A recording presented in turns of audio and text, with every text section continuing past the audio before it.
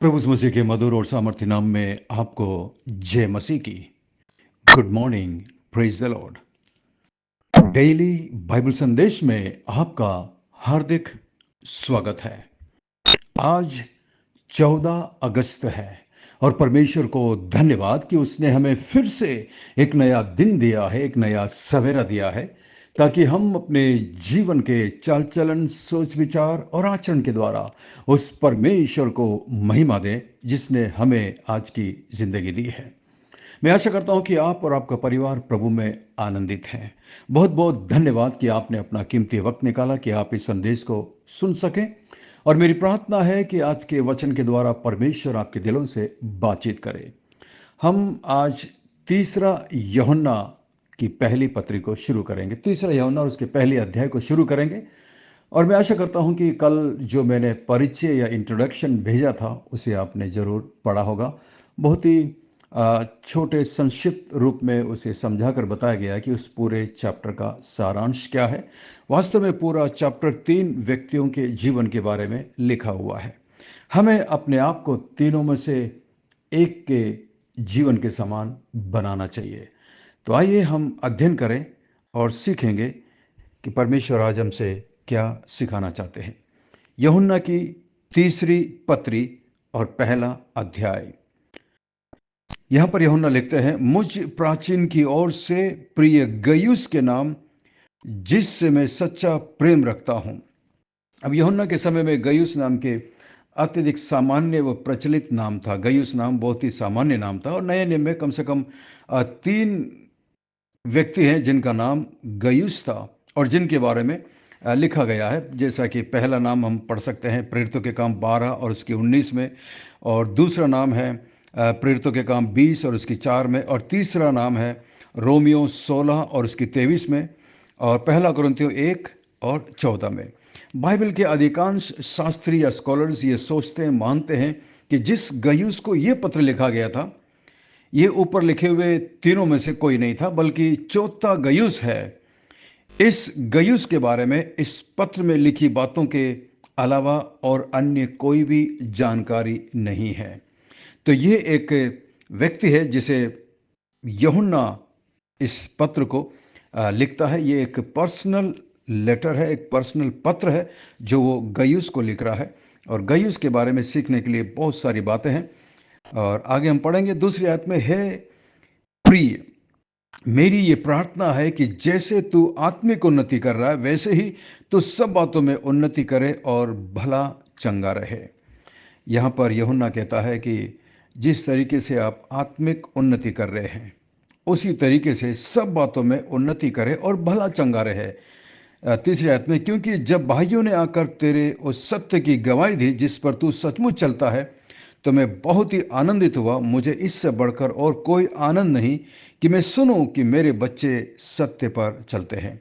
वास्तव में जितने भी प्रभु के दास हैं, पास्टर्स हैं, उपदेशक हैं, लोगों को उस समय बड़ा आनंद मिलता है, पास्टर्स को विशेष करके बड़ा आनंद मिलता है जब उन्हें ये सुनने को मिलता है कि उनके आत्मिक संतान किस तरह सत्य में, यानी कि मसीह की आज्ञा का पालन करते हुए अपने जीवन को जी रहे हैं, सत्य में चलते हैं, पवित्र जीवन जी रहे, मसीह से प्यार करते हैं। जब पास्टर्स लोग अपने विश्वासियों के बारे में सुनते हैं तो उन्हें बड़ी बड़ी खुशी होती है। यूहन्ना की तरह कलीसिया के सभी अगुवे और प्राचीनों को कलीसिया के सदस्यों से प्रेम करना चाहिए और उनकी देखभाल करना चाहिए। ये प्रत्येक पास्टर की जिम्मेदारी है। जिस तरह यहाँ पर यूहन्ना खुश हो रहा है कि किस तरह उस कलीसिया के लोग सच्चाई में चल रहे हैं, प्रभु से प्यार करते हैं, और यूहन्ना कहता है इससे बढ़कर आनंद मुझे और कुछ नहीं। जब यूहन्ना ये सुनता है कि उसके बच्चे, यानी कि वो विश्वासी जिन्हें यूहन्ना शायद प्रभु में लाया था, किस तरह वो सत्य में चलते हैं। मैं अपने बारे में बता सकता हूँ, मेरी कलीसिया में जितने भी लोग आते हैं, मेरी सबसे बड़ी खुशी ये है जब मैं सुनता हूँ, कई बार जब मैं गवाहियों में सुनता हूँ, कई बार जब मैं किसी दूसरे से सुनता हूँ कि फलाना विश्वासी, फलाना भाई या बहन कितने अच्छे हैं, कितने अच्छे विश्वास में मजबूत हो रहे हैं, कितना अच्छा प्रभु में बढ़ रहे हैं, उनके आत्मिक जीवन के बारे में और उनकी ईमानदारी के बारे में और उनकी गवाही के बारे में जब मैं सुनता हूँ, मुझे सच में बहुत बहुत खुशी होती है। जिस तरह पिछले ये बीते हुए संडे को शायद मैंने मेंशन भी किया था, हमारे चर्च में अनीश नाम का एक लड़का आता है। उसके माता पिता हमारे चर्च में काफ़ी समय से आ रहे हैं, उद्धार पाए, हमारे चर्च में बपतिस्मा लिया। और ये बच्चा कभी एक समय जब संडे स्कूल में आता था बहुत छोटा सा था, आज जवान लड़का है।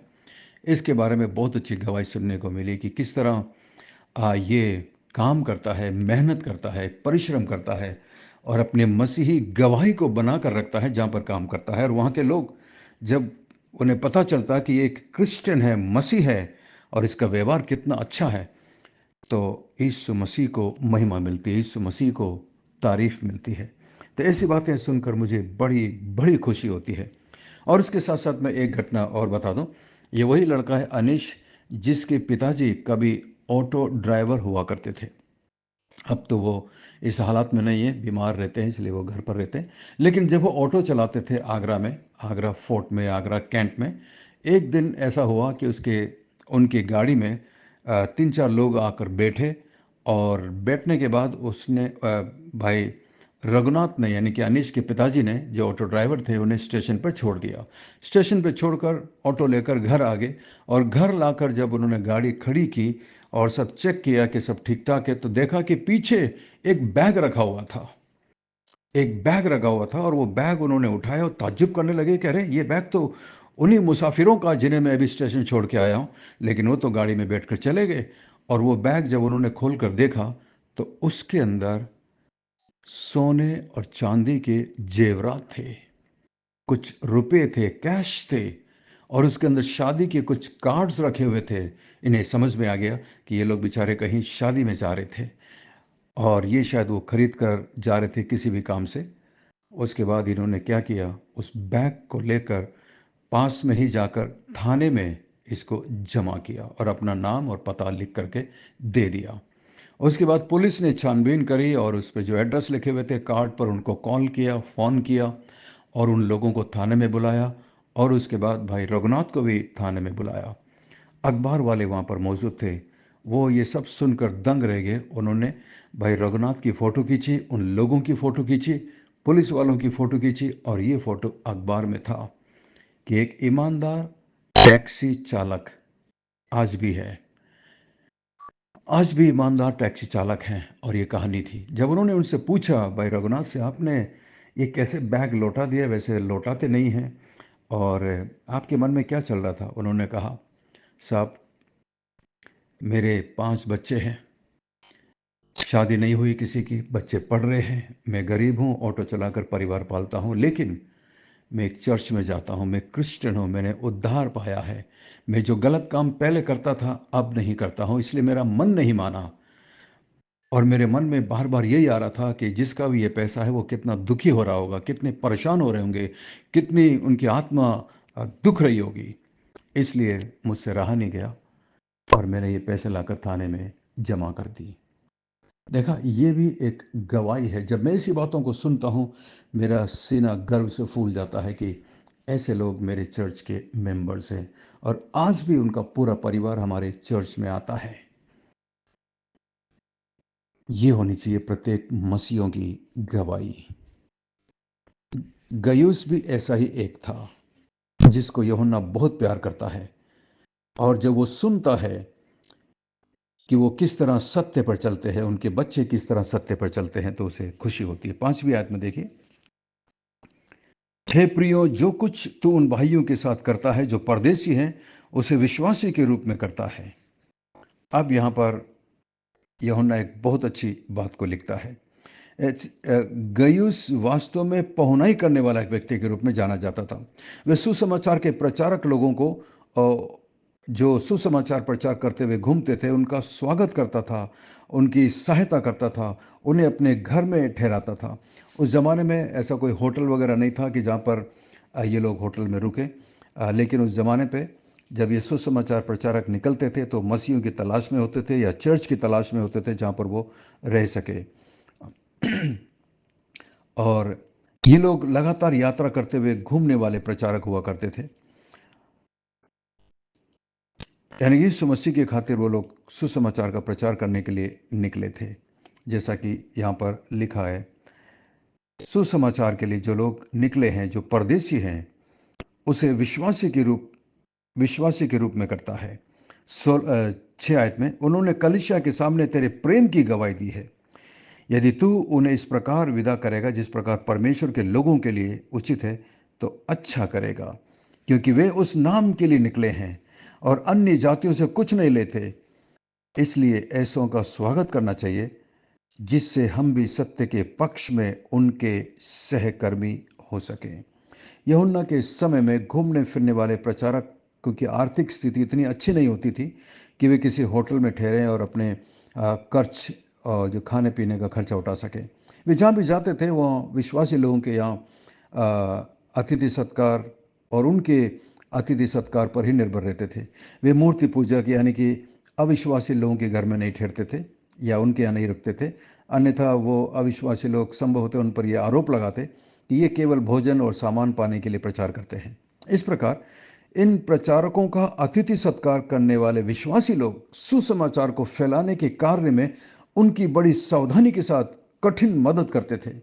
वे सभी सत्य के लिए साथ मिलकर काम करने वाले सहकर्मी थे। कितनी बढ़िया, कितनी अद्भुत बात लिखी है। इसी रीति से हमें भी यीशु मसीह के नाम के खातिर सेवा करने वाले और सुसमाचार का प्रचार करने वालों के लिए, जो सुसमाचार का प्रचार करते हैं, जो इधर उधर आते जाते हैं, उन्हें उनकी सहायता करना चाहिए, उनकी आर्थिक मदद करने के लिए हमेशा हमें तैयार रहना चाहिए। परमेश्वर कुछ मसीह लोगों को उनके देश के अंदर अलग अलग राज्यों में सुसमाचार के प्रचार के लिए तैयार करता है, और उनका खर्चा उनका जो भी खर्च होता था वो सब दूसरे मसीह लोगों पर निर्भर होता था या किसी कलीसिया के ऊपर निर्भर होता था। ऐसे लोगों की सहायता करना, ऐसे लोगों की आर्थिक मदद करना, ऐसे लोगों के लिए प्रार्थना करना, ये सचमुच में एक बहुत बड़ी सेवकाई है।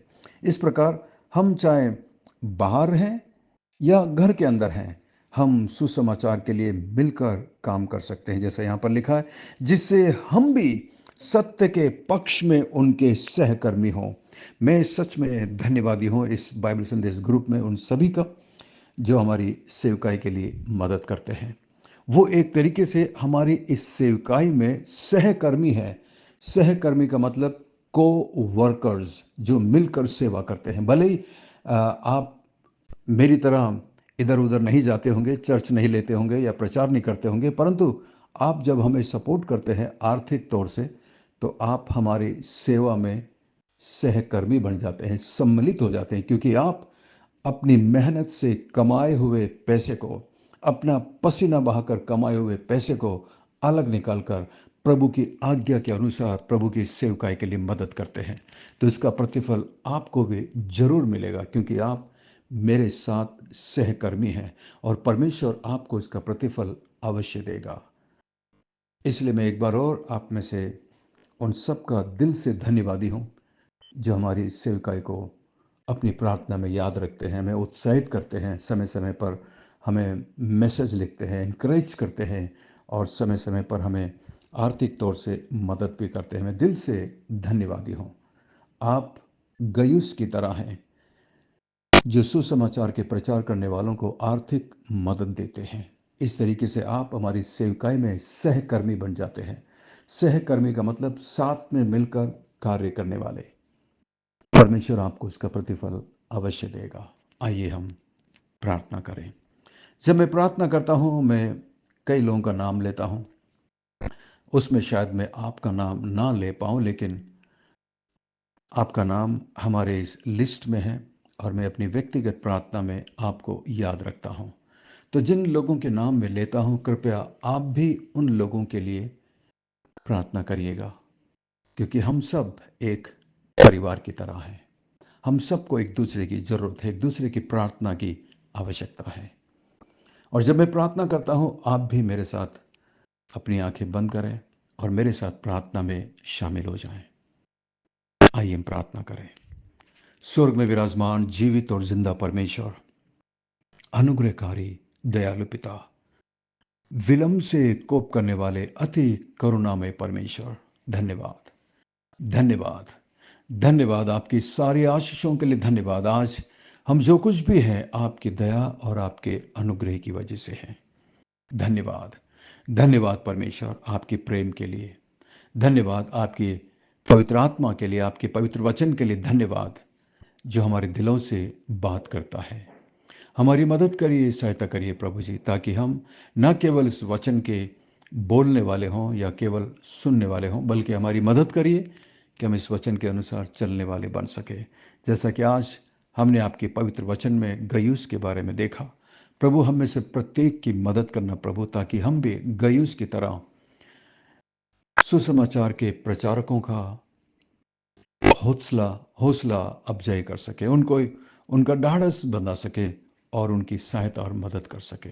मैं इस ग्रुप में मौजूद मेरे प्रत्येक मसीही भाई बहनों के लिए धन्यवाद देता हूं परमेश्वर, उनके अच्छे दिल के लिए, अच्छे मन के लिए प्रभु जी, जो कभी मुझसे मिले भी नहीं प्रभु, जो व्यक्तिगत तौर से मुझे जानते भी नहीं, लेकिन हमारे अंदर जो आत्मा है प्रभु वो एक है, और उन्होंने प्रभु जी आपके वचन पर विश्वास किया है, और इसलिए वो हमारे इस बाइबल संदेश में हमारे साथ जुड़कर हमारे लिए प्रार्थना करते हैं और सपोर्ट करते हैं। प्रभु जी आप उन्हें इसका प्रतिफल अवश्य देना। धन्यवाद, क्योंकि आप कभी किसी के कर्जदार नहीं हो सकते। धन्यवाद प्रभु, धन्यवाद। मैं प्रार्थना करता हूं इस ग्रुप में जो लोग बीमार हैं, दुखी हैं, पीड़ित हैं प्रभु जी, किसी भी कारण से आप जानते हैं, आप अपने हाथों को बढ़ाकर उन्हें छूकर चंगाई देना प्रभु जी, उनके लिए रास्ता निकालना प्रभु। मैं विशेष प्रार्थना करता हूं सिस्टर रोजलिन के लिए, जो बीमारी की अवस्था में है प्रभु, दवाइयां ले रही है काफी समय से। तेरा अनुग्रह उनके जीवन में काफी हो, उन्हें हिम्मत देना, साहस देना मान परमेश्वर, उन्हें वो शांति देना जो केवल आप दे सकते हैं। धन्यवाद, धन्यवाद उनके अच्छे व्यवहार के लिए प्रभु। मैं प्रार्थना करता हूं बाबा के लिए, आप उन पर अनुग्रह और दया करना प्रभु जी। इस उम्र में भी प्रभु हम उनसे बहुत कुछ सीख सकते हैं, आपके प्रति जो कमिटमेंट उनके अंदर है, जो प्रेम उनके अंदर है प्रभु, वही चीज हमारे अंदर भी हो सके। उन पर अपनी कृपा, अपना अनुग्रह बनाए रखना। मैं प्रार्थना करता हूं महान परमेश्वर भाई ललित के लिए प्रभु जी, आप उन्हें पूरी तौर से स्वस्थ करें, अच्छा करें, ताकि वो अपने पैरों पर आराम से खड़े होकर चल सकें। मैं प्रार्थना करता हूं भाई राहुल के पिताजी के लिए प्रभु, ताकि वो उद्धार पाकर आपके सम्मुख में आ सकें। मैं प्रार्थना करता हूं भाई बंटी के लिए प्रभु जी, जो बीमार हैं, जिनका बाईपास ऑपरेशन हुआ है प्रभु जी, आप उन पर अनुग्रह और दया करना, उनके पूरे परिवार पर प्रभु जी, ताकि उन सब का ईमान विश्वास आप में मजबूत हो सके। आप उनकी सहायता और मदद करना प्रभु जी, आपके लिए कुछ भी मुश्किल नहीं है। मैं प्रार्थना करता हूं मान परमेश्वर सिस्टर एलिजाबेथ के लिए प्रभु जी, उनकी सेवकाई के लिए प्रभु, आप उन्हें आशीष देना, मदद करना और सहायता करना प्रभु जी। जो प्रार्थना के निवेदन उन्होंने दिए प्रभु जी, जिनके बीच में वो सेवा करती हैं प्रभु, उन पर आप अनुग्रह और दया करना। मैं प्रार्थना करता हूं मान परमेश्वर सिस्टर सुनीता के लिए, उनके बेटे के लिए प्रभु जी। मैं प्रार्थना करता हूं आपकी दया, आपकी कृपा, अनुग्रह उन पर रहे, और प्रभु जी वो आपके नज़दीकता में आ सके। प्रार्थना करते हैं मिक्की के लिए और शहर के लिए प्रभु जी, उनका जीवन मैं आपके हाथ में देता हूं। आपसे प्यार करने वाले लोग हैं, आपके प्रति समर्पित हैं प्रभु जी। महान परमेश्वर आप उनके जीवन में एक आश्चर्य कर्म करना प्रभु, उन्हें एक अच्छा भविष्य देना, एक अच्छा करियर देना, जहां पर भी आपने उन्हें रखा है उन्हें अपनी महिमा के लिए इस्तेमाल करना प्रभु। धन्यवाद, धन्यवाद हमारी विनती प्रार्थना को सुनकर जवाब देने के लिए धन्यवाद। सब कुछ यीशु मसीह के मीठे महापवित्र नाम से मांगते हैं, आमीन, आमीन। बहुत बहुत धन्यवाद हमारे साथ बने रहने के लिए। मैं आशा करता हूँ आज के संदेश के द्वारा परमेश्वर ने आपके दिलों से बातचीत की है। यदि आप आशीषित हुए हैं तो मैं ज़रूर कमेंट्स करके बताइएगा। अंत में आज का सवाल है, आज के वचन को पढ़कर बताइएगा कि गयुस किस बात के लिए जाना गया था। गयुस के बारे में कुछ अच्छी बातें क्या थी जिसे यूहन्ना अपनी पत्री में लिखता है। परमेश्वर आपको बहुत बहुत आशीष दे। थैंक यू, धन्यवाद। God bless you, we love you, have a great day and take care of yourself. अपना ख्याल रखिएगा। धन्यवाद।